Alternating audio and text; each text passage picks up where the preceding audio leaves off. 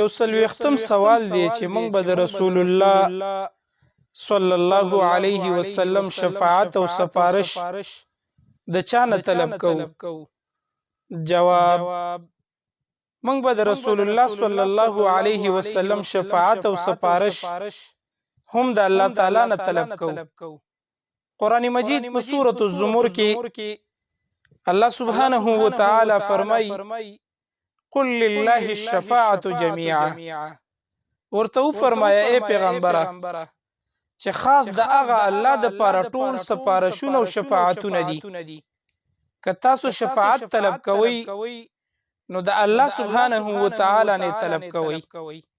نو د دې وجه نه موږ او تاسو به د رسول الله صلی الله علیه وسلم شفاعت او سفارش هم د الله تعالی نه طلب کوو.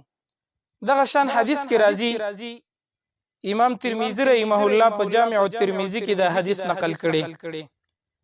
نبی کریم صلی الله علیه وسلم یو صحابي ته دا دعا وښودله چې ته داسې وایه: اللهم شفعه فیه، چې الله د رسول الله صلی الله علیه وسلم سفارش او شفاعت زما په حق قبول کا.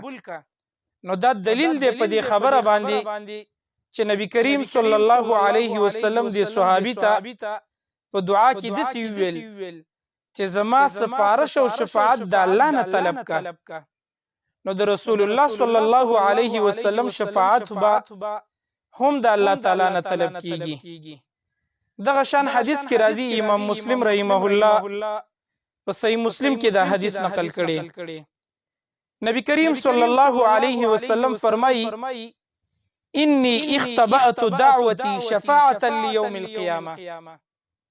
ما خپل دعا پټه ساتلی بطور سفارش به زه د قیامت په ورځ د هغه خلکو په حق کې کومه من مات من امتی لا یشرک بالله شیئا، چې زما په امت کې داسې خلک چې د الله سره شرک نه کړي او وفات شوي، نو زه به دغه دعا به طور سفارش د قیامت په ورځ د هغه خلکو په حق کې کومه.